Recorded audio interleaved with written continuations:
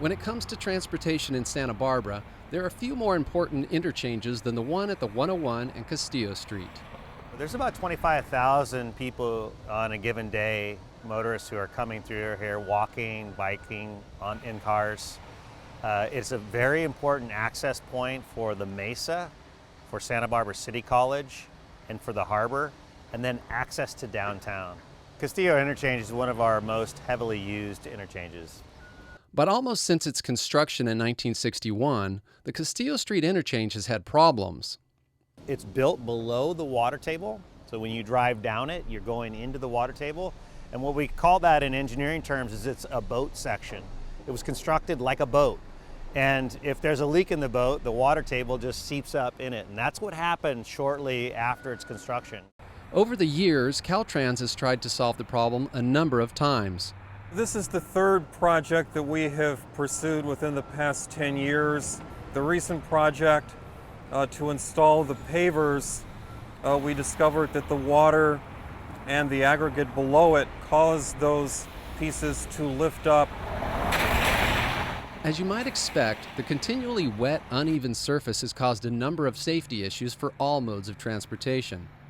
It's been a real situation for people riding bikes through the underpass because you have these smaller tires with a little bit less traction, and the moment you hit one of those uneven pavers combined with the water, it's really easy to slip and fall off your bicycle. In addition to that, just the water creates a lot of algae, and that was a huge situation where, like, you know, it's one thing to go through water, but then all of a sudden you're hitting like a really slippery road surface combined with the downhill, and it's just not a good combination of conditions.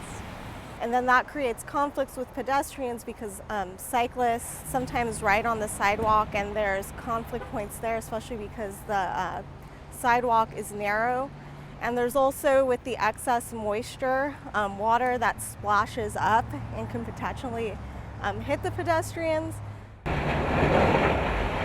This latest attempt by Caltrans at fixing the leaky boat that is the Castillo Underpass involves pouring a floating slab that will create a new drainage system to capture the water beneath the street surface. We are removing the existing pavers, and we're pursuing a project to install a concrete slab which will rest about 3 to 4 inches above the current pavement or the surface that is typically wet. The project is expected to take about 2 months to complete. During construction, Caltrans is directing motorists to the Carrillo and Garden Street exits. Pedestrians and bicyclists have a number of alternatives. If you're a bicyclist, we'd really encourage you to check out the Ortega bike pedestrian bridge, which you can reach from this side of downtown just by biking down Ortega. It's an awesome bridge. And then there's also State Street bike lanes. That whole place is open again, Lower State Street, so the timing works out really well. Whatever mode of transportation you choose, if you need to travel to or from this area, you can save yourself time and stress by planning ahead. But regardless of whether the Caltrans Castillo Underpass project succeeds in fixing the water problem, it won't solve a much larger issue. Because this interchange is over 50 years old, it no longer is functioning for its purpose. It doesn't handle the traffic properly. It is not a very pleasant place for people to walk or bicycle. And so therefore, Caltrans is now in the habit of fixing something that is outdated. Long term, I think there's a lot of potential just to redesign this underpass to make it a lot more friendly to people walking and biking. But I think that we could see long-term the bike lane either being a raised bike lane that was a little more separated from the traffic, or extended at the very least to reach Castillo. Caltrans agrees that the long-term solution for the Castillo US 101 interchange is a complete replacement. However, with an estimated $100 million price tag and no funding identified, it's not going to happen anytime soon. But with projects of that scope taking years, sometimes decades to complete, the city is asking Caltrans to start planning now.